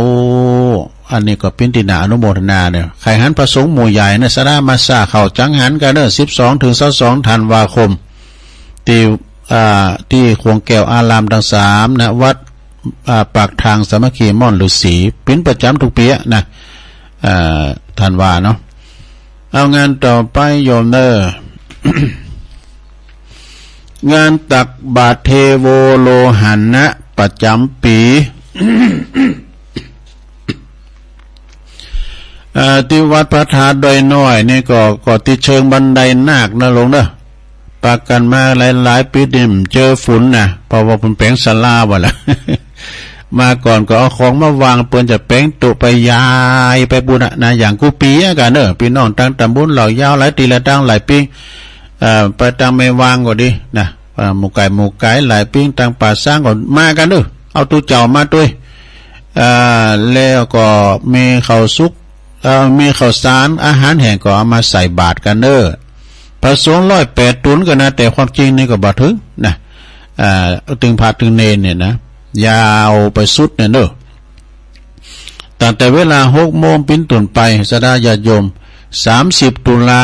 นะตักบาตรเทโวโลหะนะที่เชิงบันไดนาควัดพระธาตุดอยน้อยในเมตตาบารมีธรรมหลวงพ่อท่านพระครูสาธุกิจจานันท์รักษาการเจ้าคณะอำเภอดอยหล่อนะแล้วก็แถมวัดหนึ่งก็ที่วัดเกตการามเนอะเกตการามในกลางเวงเชียงใหม่อันนี้โทษคุณจะลายเนอะเพราะว่าอยู่ในกลางห้องตองเวง29 รูปเนอะพระสงฆ์จำนวน29 รูปนะที่วัดขวงแก้วอารามวัดเกตการามวันที่30เหมือนกันตั้งแต่เวลา6 โมงเป็นต้นไปในเมตตาบารมีธรรมหลวงพ่อพระครูสันติเจติยากรนะไปกันเลิกแล้วก็ตักบาตรเทโวแถมตีวัดธรรมวิมลมังคลารามหนองสมานะเนอะตันตุปีอนุสิทธิ์เขาตุปีสิทธิ์เขานะปลงการลุนแก้วเซ็งปลงวงคนนี่นะที่รอบซ่านน้ำเนอะก็เพื่อจะมีงานประเพณีโดยป่ากันไปกินไปทานกันเนอะหันนี้ก็คุณหลายมีแข่งเฮ่อด้วยนะแล้วก็วันที่30เหมือนกันเนอะที่สำนักสงฆ์ม่อนปูอินคณะสงฆ์ตำบลยางครามเนอะที่สำนักสงฆ์ม่อนปูอินนะฮะในอำเภอดอยหล่อเขานี่แหละนะแล้วก็แถมตีหนึ่งก็อันนี้ในเมตตาบารมีธรรมอาจารย์ท่านพระอาจารย์สมเพชรปัญญาโนเปิ้นก็ฝากประกาศมาก็เปิ้นจะมีเหมือนกันในคณะสงฆ์ตำบลแม่โป่งไก่เคียงก็ดีนะเปิ้นจะมีการตักบาตรเทโวโลหะนะหน้าที่วัดดอยปล่อยนกวัดดอยปล่อยนกเนอะประสงค์จำนวน19 รูปนะโดยเจ้าคณะตำบลก็ดีรองเจ้าคณะตำบลท่านพระมหากิตติวุฒิรองเจ้าคณะตำบลด้วยแล้วก็เจิญลมกันเนอะไปกินไปตามไปลมตักบาตรเทโวการที่วัดดอยปล่อยนกเนอะอำเภอดอยสะเก็ดนะ ไปกันหลายๆก็เวลาตั้งแต่6 โมงเป็นต้นไปในเมตตาธรรมอาจารย์ท่านพระอาจารย์สมเพชรปัญญาโนฝากประกาศมาเนนะในวันที่18 พฤศจิกายนในก่อทางวัดเมโชคหอมบุญวัดเมโชคหอมบุญในเมตตาธรรมหลวงพ่อพระครูด้านอาจารย์ด้านหลวงพ่อมานิษฐาวโรเจ้าสำนักสงฆ์วัดโชคดีหอมบุญวัดเมโชคหอมบุญนะเพิ่งมีชื่อใหม่แล้วนะก็เพิ่นจะมีการทำบุญตานถนนหนทางใหม่ทำบุญทักษิณานุปทานอุทิศบุญกุศลในเมตตาบารมีธรรมครูบาอาจารย์เพิ่นเคยไปเพื่อปฏิบัติธรรมด้วยกันอาจารย์เจ้าคุณมหาศัพท์เป็นตนเป็นประธานนะเดี๋ยวตานไปหาหลายก็หลายตุนช่วงตอนเจ้านี่จะมีการทำบุญตานถนนมากาหุนตั้งโดยแล้วก็ตอนบ่ายนี่ก็จะถอดกฐินตอนบ่ายจะถอดกฐินที่วัดมีโชคหอมบุญในเมตตาธรรมหลวงพ่อมานิษฐาวโรไปกินแบตต่างกันหลายๆโอ้วัดเปิ้นงามเคยได้ไปแล้วนะวัดหลวงพ่อมานิษเขาเนี่ยโตบันวัดแป้งแบบบักเก่านะแป้งแบบบักเก่างานทำบุญอุทิศถวายทักษิณานุปทานแด่ครูบาเจ้าอินตากตปุญโญในวันที่23นี่23 ตุลาวันปิยมหาราชพอดีก็ไปฟังเทศน์ฟังธรรมโดยเมตตาบารมีธรรมอาจารย์ท่านพระครูรัตนวรรณสาธรครูบาเจ้าไกรลาชวัดอุโบสถดอนตองตำบลแม่แรงอำเภอป่าซางเพื่อจะมาเทศนาธรรมนะเจ้าภาพนั้นก็เจ้าภาพใหญ่ก็คุณพ่อบุญยงบุญเลืองนะพร้อมโดยลูกหลานบริวารญาติมิตรทุกท่านเปิ้นก็จะเป็นเจ้าภาพใหญ่เจ้าภาพแล้วก็คณะศรัทธาโดยคณะศรัทธาสาธุชนวัดศาลาทุกหอหลังคาเหินก็ปากันไปกินแปดตานไปห่มบุญห่มกุศลกันในงานนี้ก็โลดไปถึงวันออกเมนพระราชทานเพลิงศพของครูบาเจ้าอินตากตปุญโญพระเดชพระคุณพระครูพิพิธปุญญาภิรัตน์เนี่ยในระหว่างวันที่20ถึง24 ธันวาคมพุทธศักราช 2566วันที่20นั้นก็จะได้อังการัตนาอย่างสรีระลางอะไรดวงวิญญาณของท่านครูบาเจ้าขึ้นสู่นอนพระศาสตร์เม่นใหม่นกหัสดีลิงเมื่อคืนก็ไปฟังเทศน์เป็นคืนแรกก่อนในเมตตาธรรมอาจารย์พระครูอภิวัฒนวิกรมเปิ้นจะได้ไปแสดงธรรมเป็นคืนแรกแล้วก็9 โมงก็มีถึงวันถึงกลางวันถึงกลางคืนตุเจ้ารวมแล้วในครูบาอาจารย์100 ปลายนะเปิ้นจะมีกันวันนี้ก็20 ตุน30 ตุนไปจนถึงวันสุดท้ายเป็นจะหลายปุ่นเมื่อคืนก็ไปฟังน้ำฟังธรรมกันเมื่อวันก็ไปปูชาโลไม่เงินโลไม่คำปูชาผ่าบางสกุลกันนะแล้วก็วันที่24นั้นเป็นวันพระราชทานเพลิงศพ24 ธันวาคมนะปลายปีเนี่ยศรัทธาไปโลมงานปล่อยหล่อกันปล่อยหล่อ10 ปล่อย20 ปล่อยมันเต่าปล่อยหล่อนะ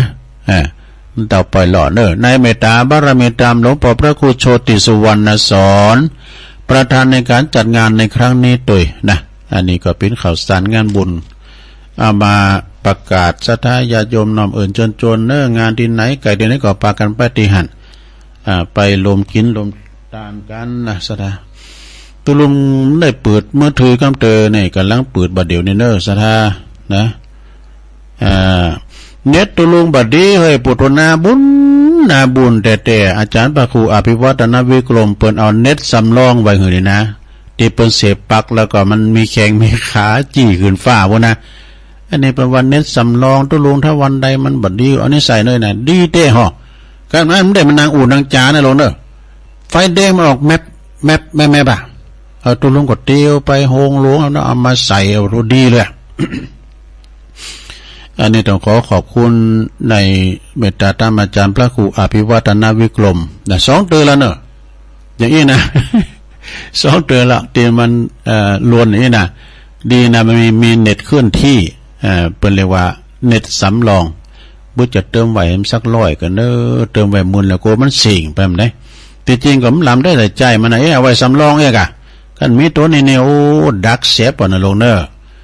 ต้องเป็นตัวจุยไปนะ ปินโตจอยไปสถาตุลุงก็ร้องตักตังลายพวกกันเด้อกำลังเปิดมือถือเนี่ยนะก็วันนี้ก็สถาญาติโยมนะเหลือทั้งสองศีลเนอะทั้งสองศีลนี่เพิ่นก็จะออกว่าซาแล้วนะวันพุธนั่นเด้อแม่หลวงสุมาลังกาพินแม่หลวงสุมานี่ก็วันที่15ที่ผ่านมาเนี่ยเปิ้นก็เป็นวันคล้ายวันเกิดของแม่หลวงสุมาลังกาพินเอาสายเขาขอความเนาะผู้ที่เตทำวันเกิดแม่หลวงสุมาเด้อแม่หลวงสุมาลังกาพินตีบ้านป่าหาตำบลเมืองจีเปิ้นลมทำบุญการเน็ตแล้วก็ทำการน้ำกาไฟด้วยกันก็มีชมรมสกาย62ตัวนะคุณแม่ยายจันเรือนใสเข้ามาแล้วก็โยมนนนิชวชาติตัวแม่กรกำมลเขยกลางอันนี้อยู่น้องหันสันทรายตัวแล้วก็โยมจากแปลว่าไหวสาบารมีธรรมแสงธรรมส่องใจใกล้แจ้งอันนี้จากโบกก้างสันกำแพงเนาะแม่ครูเกษณีเทรนเนอร์คุณแม่สิรินทิบุญเลิศฟังตุลุงอยู่เนี่ยโอ้แก่เก่าปหลงสุเมธอินตะแก้วจากสันกำแพงฟังอยู่แม่แดงอัมพรจากเต็นดอกไม้เด้อจังฟอนอาจารย์นิพนธ์นะฮะอันนี้วัดพระธาตุดอยสะเก็ดไว้สาครับเจ้าของเปิดมากล่าวขอบคุณหลายๆเนี่ยอาจารย์นิพนธ์นะครับเนาะพอเล่งนั้นลงกิตติวงศ์ในจากเซนตุมมือเนอะแม่อายบุญนะปีอายไตโหไว้สาตุลุงครับโยมยุพินหอมอลาปีน้อยอันนี้อยู่แม่โยกเนื้อกลางเวงเจงใหม่นะฟังอยู่ชัดเจนดีแล้วก็มียงยุทธมณีวันอันนี้เพิ่นฟังตลอดนมัสการครับนี่จากปุ้นนะลำปางเนาะบุญส่งจากลำปางเหมือนกันแม่สุทัศน์ดีมูลอันนี้อยู่แสนพรมทุ่งปีแม่วางนะฮะฟังอยู่เจ้าสาธุสาธุแม่ครูทองคำที่วงคำเด้ออันนี้ก็วันที่17ก็ได้7ลิ้นนะตุลุงประกาศพิษไว้กันนะได้แก่ใครเนอะ17วันที่17ธันวาตุลุงเขียนวันที่7อย่างเดียวขอโทษด้วยหน่อยเดี๋ยวก็แก่ใครแล้วก็มีแม่ครูยาเด้อเนอะแม่ครูยาจากกศนกศนเนอะแล้วก็มีสถาเด็กเนอเราจะเอาอันนี้มาว่าอันละจีเปิ้นนี่กะนี่มันใจละจีครูบาอาจารย์น่ะที่เปิ้นราชทินานามเปิ้นน่ะตั้งแต่ปีอันเนี้ยไม่นี่แหละมันใจเหรอจักได้ก็ได้ไม่นี่แหละแล้วก็ในเมตตาบารมีธรรมอาจารย์ท่านพระครูสุจินธรรมานุวัตตุปิชาเนอะเจ้าคณะตำบลม่วงน้อยเจ้าวัดปัตตานไหวสานะครับเดี๋ยวก็ลืมชื่อเปิ้นก็จบแล้วมันก็นะสุจินธรรมานุวัตเนอะวัดปัตตานโยมกันหาสีเพชรจากเชียงใหม่ฟังตุลุงอยู่เนอะเจ้าขอบคุณยายปันด้วยเนอะ ยายปันโดยแล้วก็บ้านสวนดอยหล่อปีนันพลโดยนะ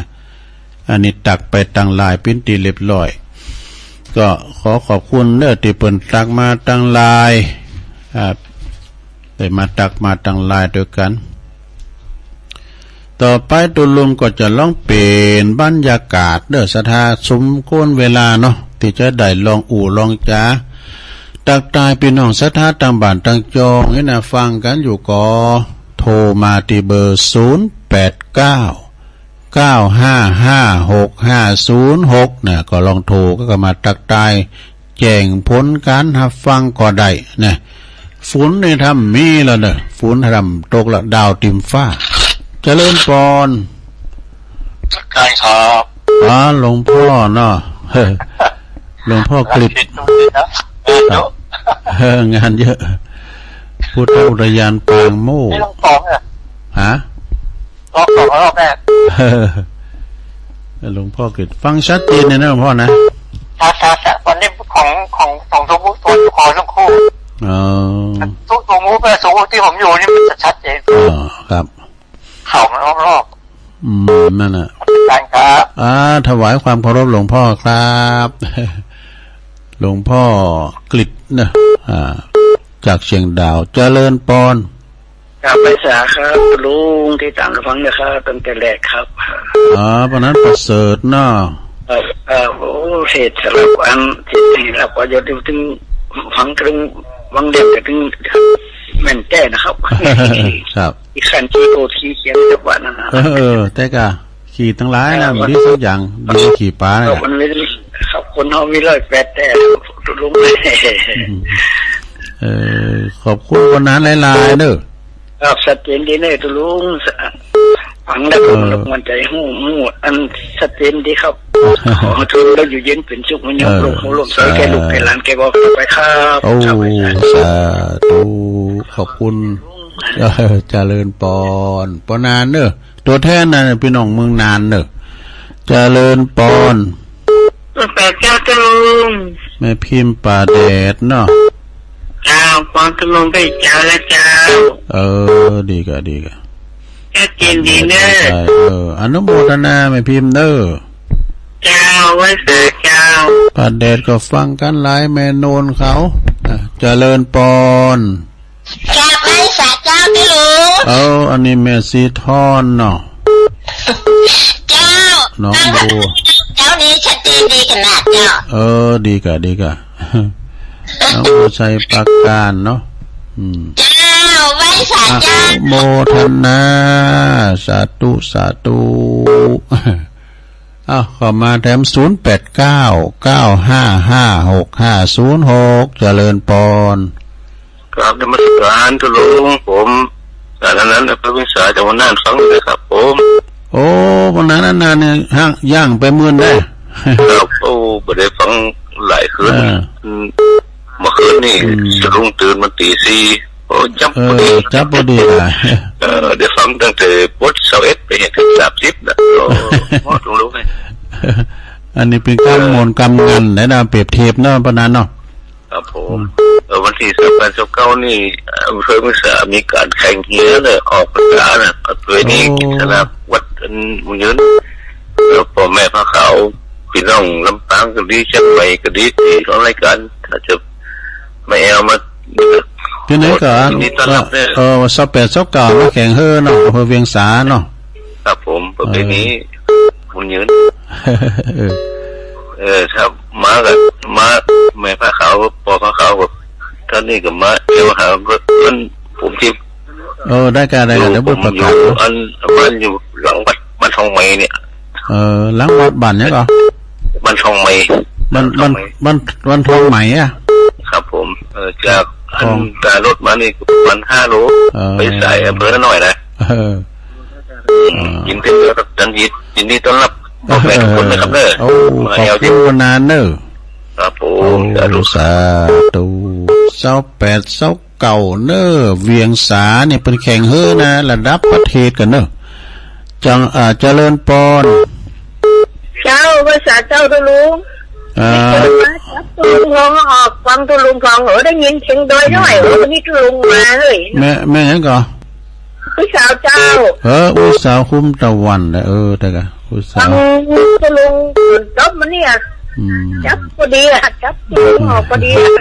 ดีกะได้ยินไอ้ก้อนหลายรอบที่สปาน้ำถึงดีสักอย่างเนาะทุลุงเนาะนี่ขี่ป้าเนี่ยมันลำมองนี่ขี่ป้านะขี่ป้าแปนหน่อยยินดีอุตสาหคุ้มตะวันเลยน้ำใจทุลุงฝุ่นมีแล้วฝุ่นมีละฝุ่นสั่งฟ้าละเป็นเรียกว่าฝุ่นพระอาจารย์นี่เรียกว่าปลายฝนต้นหนาวไอ้เราที่นี่ก็จะมีมาการวันที่27เนาะ26-27นะ แข่งเฮอดีฝ่ายดอยน้อยนะอบตเพิ่นจัดกูปีอ่ะเนอะเจริญปอนเดินไปติ่ง จากไปสาเจ้าตุลุงวันนี้กับมีบุญแห่งวันนั่นเด้อตื่นขึ้นมาได้ฟังตั้งเพลงมาแล้วเด้อไหวพระฟังตุลุงมาตั้งแต่เจ้ามาแล้วเด้อเจ้าแม่สุกแก้วศิลาพรสิเตี้ยพระลุงละปุ่นเด้อตุลุงแม่สีสุกแก้วเนาะเจ้าติดตามตุลุงอยู่เด้อเจ้าฟังทุกวันเด้อจ้ายินดีแล้วตุลุงองค์เด้อเจ้าเด้อขอบคุณแม่สุกแก้วเนอะบุญเจ้าคนฟังกันแล้วกันหลายนะสนใจเนาะนี่ได้เปรียบกับฟังเพลงก็มาแต่เจ้ามาแล้วเจ้าแล้วขอบคุณหลายๆเด้อเจ้ากับไว้สาเด้อเจ้าตุลุงสาธุเจ้าศรีลาพรเนาะ166เจริญปอนไว้สาเจ้าตุลุงฟังอยู่เนอะลำปางมาไหลน้อยไม่น้อยเนอะแม่น้อยอุดดีเนาะเจ้าฟังตาเจ้าละฟังตุลุงนะไล่นะเย็นนี้ตุลุงฝนตกนะตุลุงเนาะมีฝนแล้วเหรอมีละสีเย็นแล้วนะเนาะสีหนาวละแม่น่ะจากลำปางมา1สายแล้วยินดีแม่น้อยเด้อเจ้าสามตัวเจ้าไว้สาเจ้าพวกนี้จะเตะทำอันนี้สงวันเกิดเนาะเจริญปอนเจ้าไว้สาเจ้าตุลุงต้องไล่แม่ตั้งใจประเดชแม่โนนมาแล้วแม่โนนรู้ใจปัดเจ้าละเจ้าชัดเจนนี่นะแม่เนาะเดี๋ยวจ้ะตะเกียก็ได้ยินเสียงแม่ทินอยู่ได้ยินอยู่เนาะอันนี้เป็นฟังกันนะฟังกันดอนใจปัดนี่นะฟังไลน์เนาะจ้าเวลาหลังวัดมันก็ฟังเวลาฟังปฏิทินได้เวลาเด้อหลังวัดนะจ้าแม่น้อยก็ฟังไม่เดี๋ยวเจ้าเดี๋ยวจ้าชัดเจนดียินดีแม่โนนเนอจ้าสาธุคุณเฮามันตื่นเจ้ามันถึงฟังกันไปเนาะเจริญปอนไว้สาเจ้าท่านนำยังฟังอยู่เนอชัดเจนดีอยู่จบกำลังใจเลยเจ้าแม่จันสีเนาะสุขาเจ้าอันนี้เปิ้นอยู่แจงหัวลินฝางเนาะชัดเจนนะแม่เนาะเจ้านะโมทนาเด้อสาธุบุญกรรมบุญจูบุญรักษาเจริญปอนไว้สาธุลุงปอบุญตานมาแล้วอุบาสกฟังตั้งแต่เช้าลุงเลยป่าไล่ยอดหลังใจลุงเด้อขอบคุณหลายๆเนี่ยเด้อไว้สาฟังกันไปฟังกันหลงกันหลายเจริญปอนไว้สาเจ้าวัดทองคำที่เกี่ยวห้วยบ่อทองเจ้าแม่ทองคำแว่เจ้าขี้เขาดีทุกอย่างดีก็ขี้พึ่งเนาะเจ้าเนาะขี้พึ่งไม่ขี้ไหวเนาะไว้สานะเจ้าสาธุเจ้าขอบคุณแม่ฟองคำติ๊บแก้วป่าไผ่บ่อทองเด้อนะก็ขี่ตั้งหลายก็บ่ค่อยดีขี่โม่ขี่โอขี่โอดแต่ว่าขี่เต้นนี่ดีอยู่เปิ้นปูจ้าเนาะขี่ผึ่งขี่เต้นเจริญปอนคณะราชการเจ้าฟังอยู่เจ้าอันนี้ก็แม่สุกแก้วเหมือนกันเด้อเจ้าสีโพธารามเนาะเจ้าฟังเจ้าแล้วเนาะแม่เนาะเจ้าฟังก็กันเพลงแล้วเจ้าตื่นเจ้าตื่นเจ้าบุญรักษาเด้อแม่เจ้าสาธุยายพรมาได้ยินแต่ยายพรเงียบไปไหนถ้าสตังจะหมดจ้ะก็จะว่าร้อนบ่สบายก่อนเจ้าถ้าหูเนิ่มได้หูปันหอมปันหายเนาะเจ้ายินดีเด้อ0899556506เจริญปอนแม่น้อยท่าโทษะ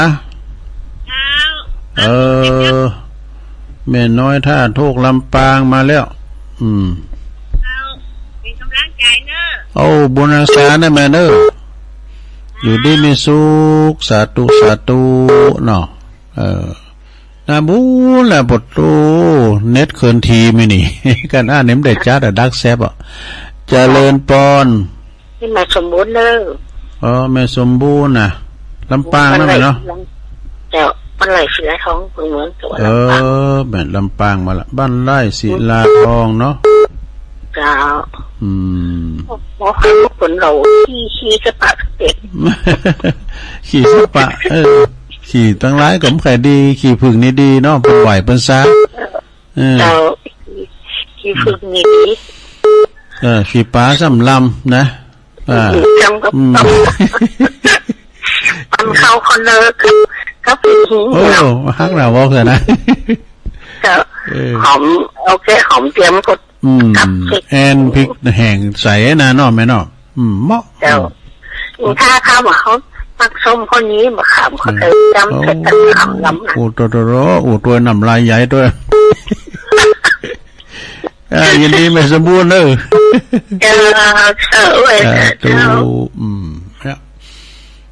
อันนี้ปอถันนัดจ้ะเนี่ยว่าผมไม่ได้ปอถันนัดวันนี้โทรติดเนาะครับผมนี่แม่เนาะเป้าหมู่สีโอ้ดีชัดเจนเลยเนาะฟังอย่างนี้เป็นกำลังใจขึ้นขอบคุณปอถันนัดเลยจะสาธุเอาทำสายเนาะเข้ามาใหม่เนาะทำสายนี่นะมีก่อปิดท้ายไปได้จ้าลูกหลาโคหอมทำบุญมนแรงบ่าย3 โมงแรงก็ตุลุงก็ได้รับชันทานุญาตจากพระครูอภิวัฒนาวิกรมก็จะได้เต้นน้ำกั้มนะตอนแรงบุญบ่าย3 โมงสายสุดท้ายเจริญปอนก็ให้พระเจ้าทุกองฟังอยู่เลยไม่ใส่ท้องไงเด้ฟังคนก็เป็นที่ชอบไม่ใส่ท้องเนาะใจตุลุงเด้อชัดเจนดีเจ้า98.5เนี่ยโหยการยินดีแม่หลายๆเด้อสาธุจ้าตุลุงขออนุญาตกันเด้อตอนนี้เพราะว่าเวลามันจะล่ำเปิ้นเนาะจะล่ำเริ่มล่ำของเปิ้นไปก็ขออนุญาตยกหูกันเด้อวันพุธก็โทรมาแถมแน่ต้อมเต้นก่อนพุธก็แถมเนาะก็หลวงพ่อกฤษพุทธอุทยานปางโมเชียงดาวเนาะแล้วก็ปนานประเสริฐจากนาน้อยนาแดงจังหวัดนานเด้อตัวแทนพี่น้องนานแม่พิมพ์ปาแดดนะแม่สีทอนหนองบัวชัยประการปนานอันนันเด้ออันนี้เมืองนานนะไปลืมเด้อ28 29เป็นแข่งเฮ้อเด้อระดับประเทศปุ่นเนาะนะเหมือนกับจังหวัดพิจิตรนั่นเลยนะอำเภอเวียงสาจังหวัดน่านไปก็ปอเขาแม่เขาไปเอาฮับเปิ้นได้หลังวัดทองใหม่นะยินดีต้อนรับผู้โดยพระหลวงอนันต์นะ28 29เดือนเนี้ยกันเนาะเดือนเนี้ยองศาเนี่ยตีแข่งเฮ้อตีจังหวัดน่านวิสาวคุ้มตะวันจากสันกำแพงแม่สุแก้วศรีลาพรตัวแทนจากพี่น้องสลิดตีเนาะแม่น้อยอุดุดีบ้านไร่นาน้อยจากลำปางแม่โนนบ้านดอนใจป่าแดดเด้อแม่จันสีสุขาจากแจงโหลินฝางแล้วก็มีป่อบุญตัน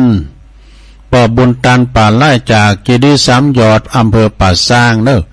แม่ฟองคำติ๊บแก้วจากอำเภอดอยสะเก็ดนะบ้านป่าไผ่บ่อทองแม่สุแก้วศรีโพธารามจากสารพีแม่น้อยท่าโชคจากลำปางแม่สมบูรณ์บ้านไร่ศิลาทองจากลำปางพอทันนัดเด้อห่วงเป้าหมู่4จอมต้องนี่นะแล้วก็แม่สายทองธัญแก้วตัวแทนเป็นรองหวยการจากอำเภอบ้านโฮงได้อยู่17 สายก็พอดีแล้วเนาะเอาละตัวลุงก็จะต้องนำรายการสัตว์จากลาศรัทธาไปก่อนเน้อหมดเวลาวันบุธมะแรงบ่าย3 โมงฟังกันแหมเนาะโชคดีมีใจเหมือนกันจุคนจุตาเน้อจัตตารุธรรมาวัฏันติอายุวันโนสุขังปะลัง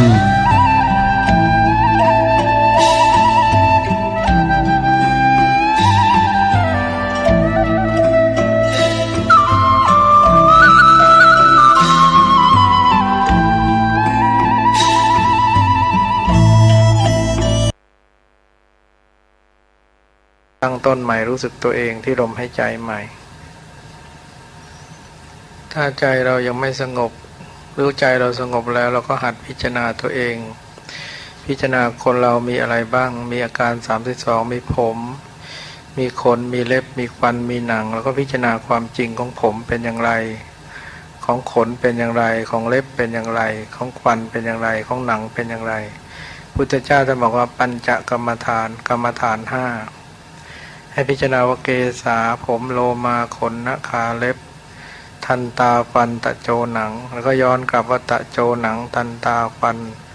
นขาเล็บโลมาขนพิจารณาตรงนี้สำคัญพิจารณาว่าผมถ้าเราไม่ถูไม่ซักไม่ล้างปล่อยทิ้งนานผมแล้วก็สกปรกมีกลิ่นเหม็นเป็นของไม่สะอาดถ้าเราทิ้งไว้นานๆเหมือนสัตว์อื่นโลมาขนทั่วตัวเรามีเหงื่อใครออกทุกเส้นขนถ้าเราไม่ถูไม่ล้างไม่ชำระร่างกายปล่อยทิ้งนานก็มีเหงื่อใครออกทุกเส้นขนเราก็สกปรกเป็นของไม่สะอาดมีกลิ่นเหม็นพิจารณาตามความเป็นจริงเมื่อพิจารณาผมขนเล็บนักขาเล็บมือเล็บเท้าถ้าเราไม่ตัดไม่แคะปล่อยทิ้งนานๆเหมือนสัตว์อื่นเล็บเราก็สกปรกเป็นของไม่สะอาดก็พิจารณาตามความเป็นจริงว่าเล็บเป็นของไม่สะอาดพิจารณาผมขนเล็บฟันหนังเป็นของไม่สะอาดพิจารณาว่าฟันในปากเราถ้าเราไม่ถูไม่ชำระไม่แคะไม่ละไม่ชำระเช้าเย็นเราก็จะมีความรู้สึกว่ากลิ่นปากของเราไม่สะอาดมีกลิ่นเหม็นเราพิจารณาความจริงถ้าเราไม่ถูไม่ล้างก็จะไม่สะอาดฟันเราฟันเขาเหมือนกันผมขนเล็บฟันหนังเราเขาเหมือนกันหนังหุ้มรอบกายของเราหนังเราเหมือนเป็นหนังบางๆเท่าถลอกปอกออกไปแล้วหนังของเราเนี่ยออกไปแล้วเนี่ยก็จะเห็นภายในหนังเนี่ยไม่น่า